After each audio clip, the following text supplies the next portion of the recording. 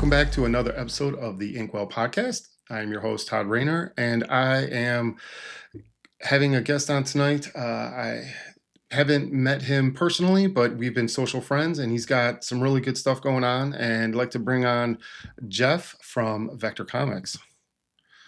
How you doing, Jeff? Good. How about yourself? We're good. Kind of ran into a little bit of troubleshooting technical issues in the beginning, but we got it all figured out. We're here. And so we'll just dive right into this. What really inspired you to get into the indie comic scene?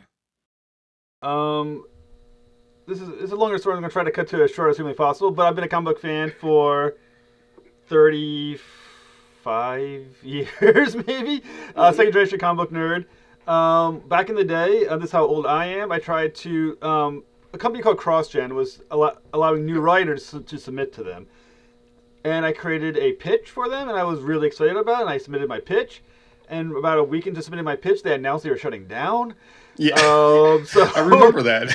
yeah, so I had an idea that I wanted to kick around that was apparently not of any value because they were shutting down. So I decided, as someone who's not interested in quitting, I decided, what if I pivot, make the idea original completely, and do it myself. So I created a graphic novel called Sanctus, and which is on Amazon, a bunch of other stuff now. And from there, my obsession built as I determined that I was going to be successful, regardless of the results. Yeah, And so far, I keep on trying. yeah. It's always getting that first comic out is a success. No matter how successful monetarily it is, it's always a success finishing it and having it in your hand. Yeah, so I remember CrossGen. They had some really cool books. I remember. I was a Yeah. fan of them as well. Um, and you mentioned you did a pitch and you sent something to them. Was there any formal education for writing, or you just kind of learned as you went? Well, I mean, I went to school. I Yeah, mean, high school, junior high. I mean, I knew the basics, and my father is a successful writer in his own right, and obviously, I would write short stories, and he would read them hmm and come back. So I mean, it's not like it's a formal training, but someone who knew what they were doing helped me know what I'm doing. yeah, The rest is just kind of figuring it out as you go. yeah. I think that's a lot of us indie creators. I mean, I have formal education, but it's not in comic books. It's in something totally different. But that helps, like you said, you learn from someone that knew how to do things, and that helped you learn how to do things. And same thing, familiar with me. But I will say, with a lot of us indie creators, we find motivation in a lot of different areas, whether it be film, writers, just everyday things. What are the things that kind of motivate you to keep writing? Um, I can't stand failure. I, Yeah. I just like I'm one of those people who is driven to avoid or escape failure. hmm So I keep moving to the next project that the next one will be even better. I can do even better. The next one will be even better than that one. Yeah. And it's that sense that I can't. I am capable of quitting. So I find myself increasingly driven to not fail. Yeah. Yeah, that's I just like keep going and keep going, and it's like whatever. I mean, just do the next story, do the next story. It's fun. What were some of the biggest influences? You mentioned CrossGen, and that was a very short-lived independent company. Yeah. But were there other, like, whether it be comic influences or other influences? I mean, there's a lot of different influence. I mean, I can name a lot. From a prose standpoint, I hmm love Edgar Allan Poe. He was one of my favorites of all Nice. time. Tolkien, I love J.R. Tolkien. hmm Though he's persona non grata now, Neil hmm Gaiman. It's just how it goes. Yeah. He was important to me growing up, unfortunately. There's Ron Mars was one of my favorites as well growing up. Still Jeff Johns. I mean, there's a lot of writers that have inspired me. I mean, I'm an English teacher now, so I'm just like awash in great writing, and they all is inspire to some extent or other, and get me um, motivated to try something new, something different. Try to hopefully say something that hasn't been said quite the same way before. Yeah. I mean, everything is a copy of a copy of a copy, but your copy is hopefully slightly different. You Yeah, know, that's one thing I tell people is that take something that's familiar, but then make it your own. And I think that Right. really helps to keep things fresh, you know? Yeah. Yeah, nice. Um, and then also, what are some of the biggest challenges you find as an indie creator? Uh, Money. Yeah. Like if had an infinite supply of wealth, I'd be producing much more things much quicker, Hmm. and each one would be hopefully far riskier than the project before. But Yeah. unfortunately, money is tight, and the world right now is even tighter than it used to be. So it limits what you can do. It limits how quickly you can produce. It limits the amount of things, different things you can produce, Yeah. and it limits how much you can give to those who are helping you produce. I mean, like my artists, thank God for them. But I mean, I wish I could be paying them hundreds of dollars more a page Yeah. than I am, so they could live their lives and focus on just my comic book. Yeah. But unfortunately, the reality is economics, and I can, and they can't, and it's just kind of how it goes. Yeah. I think that that's a common theme among indie creators is just having resources, whether it's people helping you marketing, whether it's people financial side of things. Yeah, that's definitely a struggle. And then speaking of marketing and having extra hands and eyes on stuff, what do you kind of how do you manage the whole promoting of things? Um, uh, Luckily, I am a publicist on the okay, side, so I get some insight of what I'm doing. But I will say this: I am not anywhere as good at promoting myself as I am at promoting others. I find myself more shy about promoting my own work, where I'm like, yeah, no, I don't want to bother people with this. But other people, I'm kind of like unabashed, just like buy their stuff. For yeah, me, I'm more like, if you kind of want to do. But for my clients, which is probably the better answer, because they're obviously I do far more for them than I tend to do for myself. I try to get as many podcasts as possible. Usually, I hmm get them between 25 and 30 different podcasts within a frame of their campaign. Create hmm a press release. I try to post it to comic book news websites, though there's less and less all the time. It's good to hmm have them out there as many as you can. If there's reviews, I submit to reviewers. Once again, there seems to be less than there used to be for indie, but I do try. I post usually 3 days a week to social media. hmm Hopefully to the groups that don't then stop allowing you to post because you've spammed them enough times in a week with yeah, your stuff. that's true.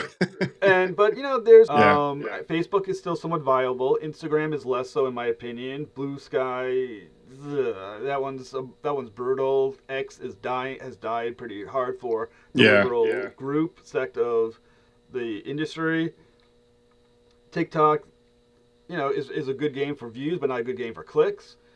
yeah, So it's a rough medium. But what I do say, and say to my clients too. I mean, try everything we can.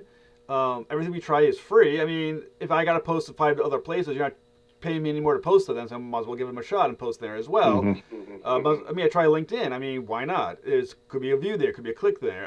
It doesn't cost you anything more to have me post there, so I might as well just give it a shot. yeah, And it's a numbers game. It's basically, um, you're you're carpet bombing social media, the world of social media as much as possible, and hopefully one of those bombs you dropped hit a target that yeah, you wanted, and there you go. And the goal, this is a horrible analogy, but the goal is to carpet bomb as much of social media as humanly possible with your promotion, and hope to God something hits what it's supposed to hit. yeah. And that's really where we are right now, unfortunately. That's an interesting way to put it because it's you have I've kind of heard two schools of thoughts where you carpet bomb everything as much as you can, kind of as often as you can, and then there's another school of thought is to kind of stay more laser focused and promote in the areas you find the most traction. I've noticed like Reddit is actually really good for indie people, and you get good I don't know interactions with people and conversations started. I will say with Reddit, I mean, obviously major groups on Reddit for there's any comics, any comics, any comic, any comics. I think those are the two basic, and I Yeah. post them regularly. And once you get a response, sometimes you do, sometimes you don't. They are, I will say, they are more particular about blocking people from groups than any Yeah. other group I've ever seen in my entire life. I've been blocked by so many groups right now; it's insane. Because I do my other podcast, and I post Mhm. all day long on Reddit, and I've gotten blocked by so many interesting groups. Yeah, I'm You're still not trying to allowed to figure self out promote. Click. yeah. Yeah, and I mean, it was like I'm working on a horror book, and it was like, oh, they're like, oh, limited to this that day or this hour Yeah. frame where you can promote, and so it's just kind of learning that landscape a little bit, but it's kind of crazy. I mean, I think social media is it's hard to find a good platform where people care about the content. And you have like let's say Meta. I mean, they suppress a lot of stuff, so it's just always fighting that algorithm, always trying to chase the next thing. Well, the one thing I will say about social media currently for the world of indie, which is different than, I mean, if you're writing for Marvel or DC or even Image, you have dedicated fan bases who will dedicate their life to kissing your ass all day long. Sorry, Right. that's a swear, but it's there. For indie, what I find is that the people who are supporting indie or talking to indie are other indie people promoting their own thing. So to properly interact in this world, you have to buy their products, and then they're buying your product. But at the Hmm. same time, your $10 went to them, and their $10 went to you. So you're really only at zero on the Yeah. actual profitability, but you do have an extra comic book. And it's mostly just people patting each other on the back Hmm. who are looking to be patted on the back as well. There's not a lot of people who are just engaging in indie just because they love the world of indie and they're not themselves engage with indie projects of their own. And then, and that's just, I mean, it's nice to have a community that's tight enough that we're helping each other, and that's Right. fantastic. Right. But at some point, to anyone to be doing any level of business, you need people outside Yeah. the project creators to then want to invest themselves in your projects. And that's the only way to actually make anything stable. I agree. And speaking of groups and stuff in social media, that was one of the things I kind of heard early on is it's like you're not expanding your fan base to new readers, you're just basically having other indie creators support you while you support them. So it's this whole circular thing, and you're really not growing, and that's where distribution or conventions and these other forms of marketing tend to help. You get out, and if you can do conventions, even though that's a financial struggle for nowadays, some of these tables are so expensive. Yeah. And we say this all the time, but that's the reality of it. Some of these tables are hundreds or thousands of dollars for Oh a few yeah. days. I mean, where I live in, I'm from Rhode Island, Hmm. so we have our convention tends to be Rhode Island Comic Con, which is about $425 for a table. Terrificon, which is about 350 or Hmm. 375. Boston Comic Con, Fan Expo in Boston is about the same price. There's a few little ones like Plastic City Comic Con that's like $75. There's only a few of those, Yeah. and they're not that local. I mean, they're a couple of hours out, an hour and a half out, but yeah, it's it's hard to be indie at this point unless you Mhm. live in a hotbed of comic book community, like unless I don't know, some places maybe in New York or whatever, San Diego, you're near, and you're just in this huge hodgepodge of where comic book people are just like gravitating towards. Yeah. But if you live on the outskirts of these areas, it's rough. It's basically you making friends with other creators who are then supporting you and supporting them, and you're kind of just in a community of people who are buying each other's stuff all day. Yeah. Hopefully, if the Yeah. community's Yeah, and I'm Seattle, West Coast area, and Seattle is definitely more so one of those places you're talking about where there's Emerald City, which is well over $400 for the table. But then you also we have a lot of like smaller cons, which is really nice. $100 for a table isn't that bad. We can do that right. for a couple days. So yeah, the marketing side is always a struggle just to get new eyes on whatever we're producing, whether it's a Kickstarter, Indiegogo, crowdfunder, or something like that. Right. I mean, if you think about Ronin Comic Con at 450, about 425, $450, your average comic book is $6, $5. That's Yeah. 90. You got to sell like 90 comic books at your table, not counting the gas it took to get there, the food you're Yeah. probably eating there, everything else. And I will wager that even the known names are not necessarily selling 90 comic No. books No. at their tables in a given weekend. Yeah. But and the idea that it's networking is good, and sometimes it does. And I have met some people through that have I've been able to Hmm. network with. But that gets very pricey, and there's only so much the average person who doesn't have a well of. I mean, it'd be nice to have deep pockets, and Yeah. have a wealth of supporters who have deep pockets. But the reality is, most of us are working somewhat average jobs, Yep. and once again, looking at nowadays, you only have X amount of free expenditure money, and you can't be like, hey, we're not eating today because I really got to publish my comic book today. You know what I'm saying? Like, this Yeah. is really important to me. I need to do a cover. Sorry. Yeah. That struggle is definitely a real struggle for indie creators, and I mean, there's always these outliers. There's always, people that will put out publishers that'll put out a book and they do pretty well on Kickstarter, but then again, you're taking all your fees. You have to do probably 40, 50,000 per Kickstarter just to make a decent living, because minus all the fees, minus how much it costs to get a book made. I think a lot of fans don't realize, like, a lot of people touch a comic book. It takes a lot of time to make, and a lot of money. They go to a comic shop and they see, like, maybe Marvel, DC, Image every month, these books, but they've been in the works for months. Yeah, It takes a lot of time. yeah, I have my own podcast. I'm sure you know. Yeah. And one of the people I interviewed was Jeffrey Thorne, and we talked about the world, the comic book industry now. And Yeah. it's like, well, keep in mind value. A $5 comic book only has 24 pages in it. That's Yeah. not a lot of pages for what you're asking someone to pay. And if you're indie, you're probably charging seven, eight, nine, $10 for a book for the same amount of pages. Hmm. Well, now what I'm doing is 36, but usually they're 24. Hmm. There's only so much value you can put. The comic book has to be really freaking good to be worth seven, eight, nine, $10. So, but if you do any less at our printing costs, it doesn't even. I mean, printing at our level amount of copies is probably what $3.50 per copy, maybe Yeah. $4, maybe if you're in the wrong spot, depending how big it is.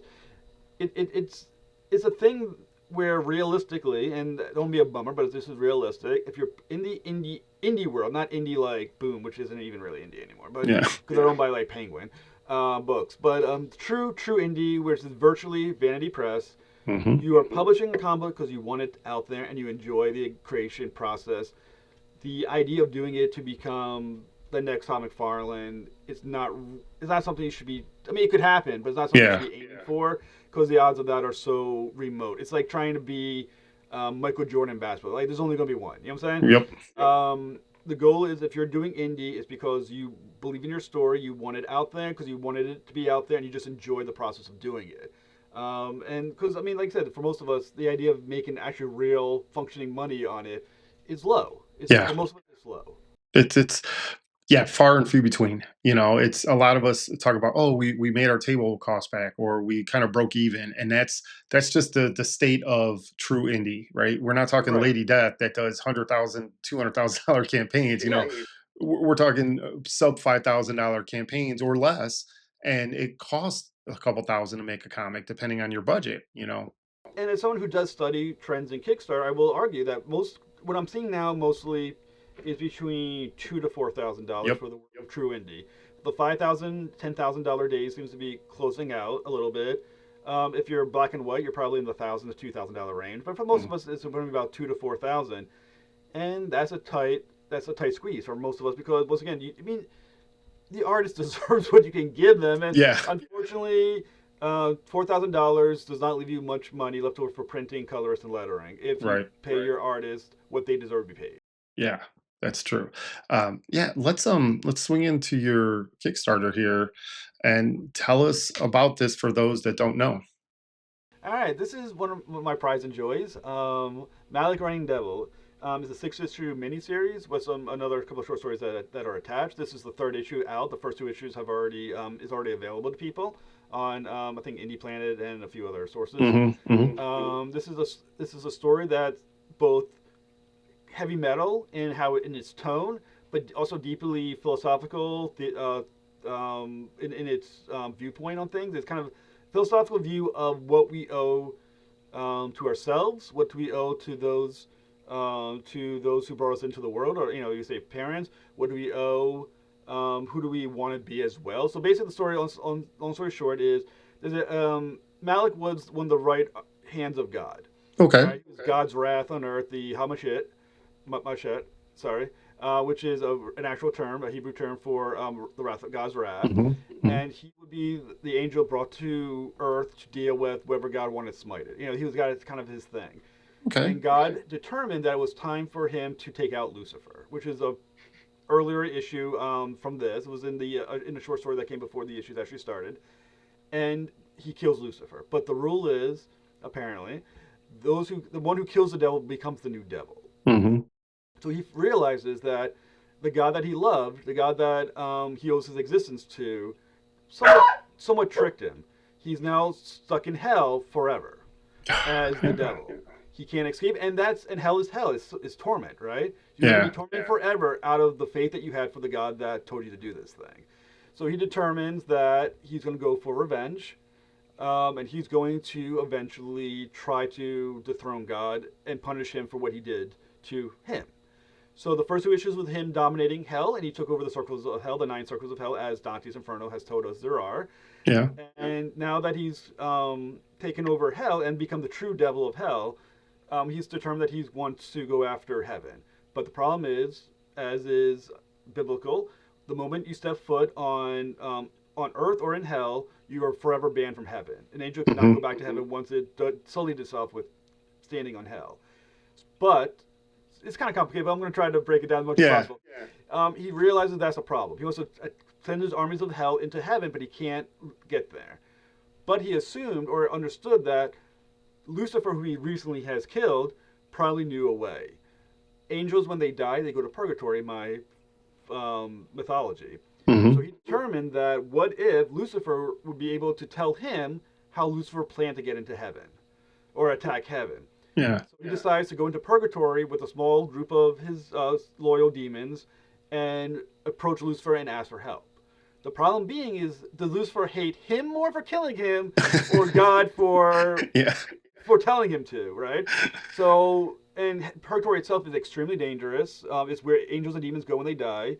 And this whole issue basically is him trying to navigate through purgatory to get to Lucifer and hope that Lucifer, instead of trying to kill him, tries to help him, and what happens from there. So it's kind of a somewhat complicated story, but it's a very it's as literary as I think as it is action oriented. It's I would call it as metal as hell, hardcore like the Hmm. old days of extreme image comic books, but there's deep thought and philosophy behind it all Hmm. that kind of elevates, in my opinion, to something that's a little special. Nice.